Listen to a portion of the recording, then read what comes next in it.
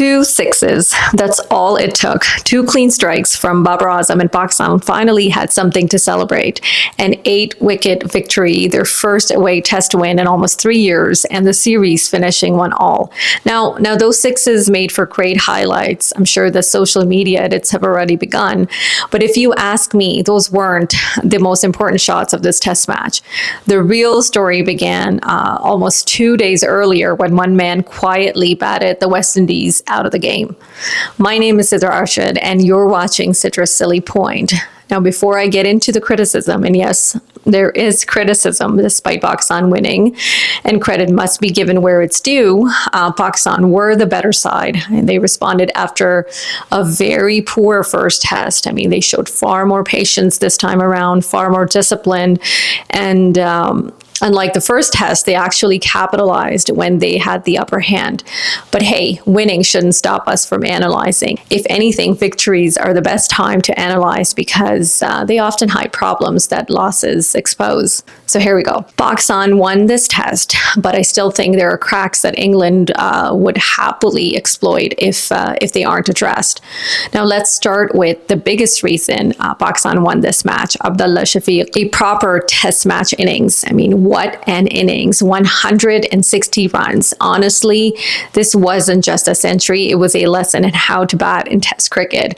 Now, don't get me wrong, there was no panic, there was no rush, no obsession with strike rates, no unnecessary risks. He trusted his defense, left the ball when he needed to, wore the bowlers down, and he cashed in on the bad balls. For nearly 2 days, Abdullah Shafique looked like the calmest player on the ground. While wickets were falling around him, while the ball was doing enough to keep the bowlers interested, he just kept batting. And here's the part that really stood out to me. I mean, not too long ago, Abdullah was playing T20 cricket in the Caribbean, yet he walked into this test match looking completely at home. Why? Because unlike many of Pakistan's batters, Abdullah has a solid foundation in domestic red ball cricket. And these, those habits don't disappear. That's what proper first-class cricket gives you. Patience, temperament, judgment outside off stump, the ability to switch to test format from T20 in no time. I mean, the ability to bat for sessions rather than overs, right? Which brings me to something that, quite honestly, really puzzled me. I mean, after Pakistan's batting failures in the previous series, one of the explanations we kept hearing from the coaching staff was how difficult it is to switch from T20 cricket to Test cricket. The commentators were saying something similar too. Well, Abdullah Shafique has just challenged that narrative. He'd also been playing T20 cricket, yet he looked like the best test batter in the series. Maybe the issue isn't simply switching formats. Maybe it's about how seriously you prepare for test cricket. Maybe it's about having enough domestic red ball cricket behind you, because Abdullah showed exactly what happens when those foundations are strong. And I genuinely hope young cricketers watching this realize, domestic cricket still matters. It's not glamorous, of course. Nobody makes flashy reels about scoring a gritty 100 in first-class cricket. But when the pressure comes in test cricket, that's what carries you. Hard work pays off, and Pakistan were rewarded with one of their finest innings in recent years. Without Abdullah's 160, Pakistan simply wouldn't win this test match. Now let's talk about Babar Azam, and this is probably where opinions will start flying. First of all, he played much better than he did in the first test, and when he walked in, Pakistan were still in a position where the innings could have gone either way. And also, this wasn't a flat wicket. Pakistan still needed someone senior to take responsibility. And to his credit, he did exactly that. The partnership with Abdullah Shafique completely changed the match. The cover drives were flowing. The balance looked really good. He looked patient. He looked composed. And by the end of day 2, we're all thinking the drought is over. Finally, this is the 100 we're waiting for. Everything was pointing towards it, but then day 3 arrived. And honestly, it felt like we were watching 2 completely different batters. The fluency, it disappeared. The intent seemed like it disappeared. The rhythm disappeared. And instead of allowing the innings to continue naturally, he almost looked trapped by the occasion. He barely added any runs despite facing, I think it was over 20 deliveries. And that's something we've noticed with Babar over the years, right? I mean, he puts pressure on himself, pressure that doesn't need to exist. Nobody expected him to reach his 100 in the first 10 or 15 minutes. Nobody was asking him to force the pace. In fact, Pakistan had the perfect situation. Abdullah Shafique was batting beautifully at the other end. There was absolutely no need to manufacture anything, yet that's exactly what happened. He went for a run that simply wasn't there, a run that wasn't needed, and his innings ended on 88. It's frustrating because the first 2 days deserved a century. The third morning, however, didn't. I think this was a tale of two innings. The Babar we saw on day 2 looked like one of the world's best batters.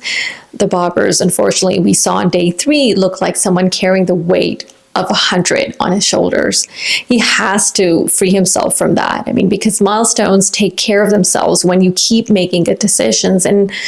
And speaking of milestones, can we please talk about the reaction afterwards? I mean, I genuinely couldn't believe some of the comments I was reading on various social media. People were actually blaming Abdullah Shafique and saying that Abdullah should have sacrificed his wicket so Babar could get his century. I'm sorry, what? Like, you're asking the batter who had spent almost 2 days constructing arguably the innings of the match to throw his wicket away for someone else's milestone? That's exactly the mindset Pakistan cricket needs to move away from. Test cricket isn't about personal landmarks. It's about putting your team in a position to win. And Abdullah did exactly that. He deserved praise for batting Pakistan into a commanding position. Instead, some people somehow turned the conversation into poor Babar missed another 100. No, the story wasn't Babar missing 100. The story was Abdullah Shafique producing a match-winning 160. And sometimes I genuinely think our obsession with individual milestones takes attention away from the performances that actually win test matches. Now, as good as Abdullah Shafique was, one innings doesn't suddenly solve Pakistan's batting problems. Because if you look beyond Abdullah's 160 and Babar Azam's 88, there are still far too many passengers in this batting lineup. I'm talking about Imam ul-Haq. And honestly, Imam has been around international cricket for a long time, I think well over a decade now. And I genuinely struggle to think of one defining overseas test innings where I've sat back afterwards and thought, wow, that's why he always needs to be in the side. Can you think of one? I mean, he's not a bad batter, but at international level, being not bad isn't enough anymore, especially when England is your next assignment. Those conditions will expose every technical flaw. They will expose indecision outside off stump, your footwork. It will expose your judgment. And England is the last place you want passengers in your top order. And I think that's why Pakistan seriously needs to ask themselves a difficult question. I mean, if Shan Masood is eventually fit, if Abdullah Shafique has been rediscovered, and if you've got someone like Azan Awais waiting, then does Imam still make your best 11? I mean, for me, that's becoming increasingly difficult to justify. Speaking of Azan, I actually came away encouraged. I mean, not because he scored 100. I mean, he didn't. Not because he won the match. He didn't. But because he looked like he belonged, because that's important. His defense looked compact. I mean, he wasn't overawed. After the first test, he looked willing to leave the ball. He looked comfortable spending time at the crease. Did he miss out in the second innings? Absolutely. Pakistan only needed, 75 runs, and it was a golden opportunity to finish unbeaten and make a real statement. Instead, he got himself out. But here's the difference. I mean, we can forgive that, right? I mean, he is a youngster. Younger players deserve patience, although funny enough, the same patience Pakistan has shown certain senior players for years. And if we're serious about building for the future, then Azan has to stay around. One failure shouldn't send him back to domestic cricket. And if anything, England will tell us much more about where he stands. But anyway, then came once he was gone, the typical Pakistan collapse, because some things never change, right? Pakistan were cruising. Abdullah Abdullah was batting beautifully, and after Brandon King ran Babar out, the wickets started tumbling. And after the seniors, who have looked less than mediocre, the tail enders are on the crease in no time.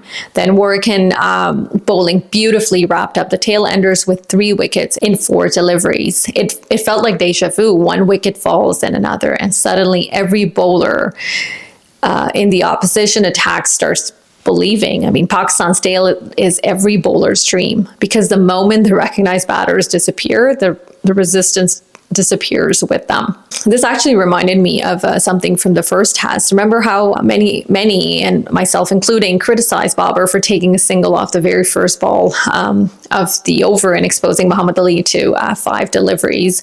Well, this time it was Abdullah who took a single from the first ball, and then there we go. Thankfully, though, Pakistan were in a better position and had runs on the board, but the principle doesn't change. I mean, in Test cricket, occupying the strike with the tail is a skill. It's an art. Ben Stokes mastered it. Pereira showed it. VVS Lakshman mastered it. I mean, I can remember Misbah and Yunus Khan from the Pakistani side.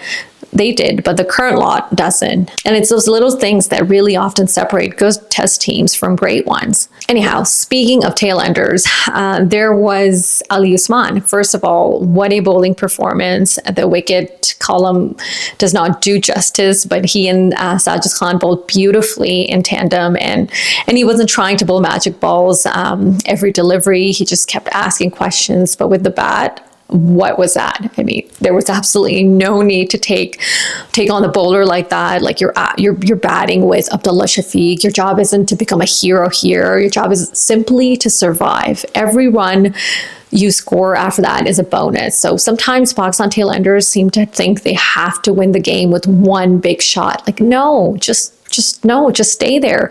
Trust your partner, because one extra wicket can completely change the complexion of a test innings. For Pakistan, Sajid Khan's runs were worth the gold, right? Like those 30 odd runs were priceless. People will look at Abdullah's 160. People remember Babar's 88 in this test, but you cannot underestimate what Sajid contributed, because we literally saw the opposite happen in the first test with Shamar Joseph, who scored 23 in the first innings, and I think 35, 36, or maybe 38 in the second. Those lower order runs become one of the biggest differences between the two teams. Pakistan lost that match by 90 runs, so the math tells you that everyone matters. Sajid's partnership with Abdullah was enormous.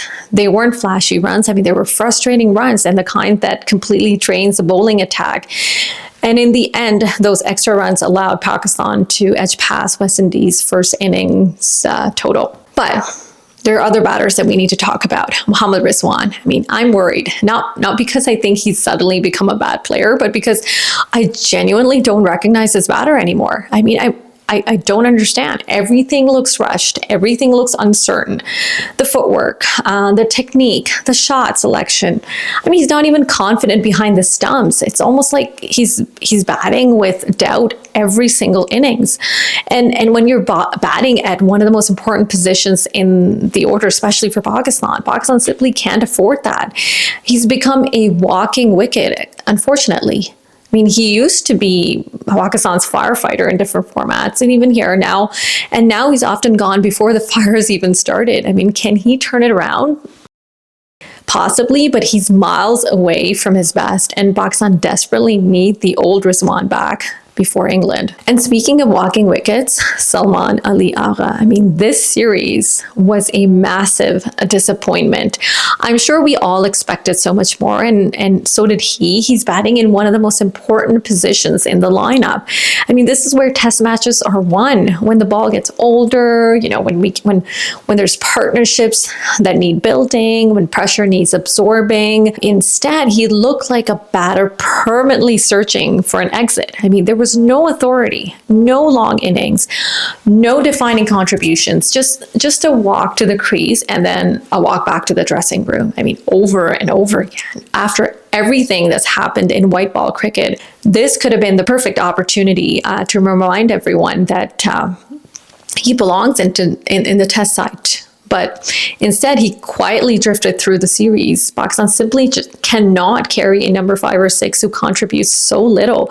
Because if your middle order isn't scoring, all the pressure goes back onto your top order. And that's exactly what happened again.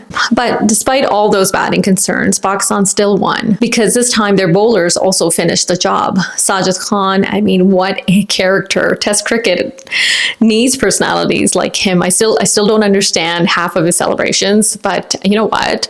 Don't change. Every sport needs people who bring something unique, because the moment Sajid walks onto the field, you know something's about to happen, whether he's going to take a wicket, a massive appeal, a celebration, or simply him chirping away with that infectious energy. He's memorable. And you know what I love the most? Pressure simply doesn't seem to exist for him. I mean, when he came out to bat, the West Indian bowlers were constantly in his ear, but did it bother him? Not one bit. He simply smiled and played his own game and got on with it. This is such an underrated quality in Test cricket. I mean, those 30 runs were worth far more. And in my previous video, I spent a good chunk of time talking about Shamar Joseph's contribution, as I mentioned earlier, 23 or 38, and as a number 9, which completely shifted the game. And Pakistan eventually lost that by 90 runs. So this time, Pakistan returned the favor. Sajid walked in, absorbed pressure, supported Abdullah brilliantly,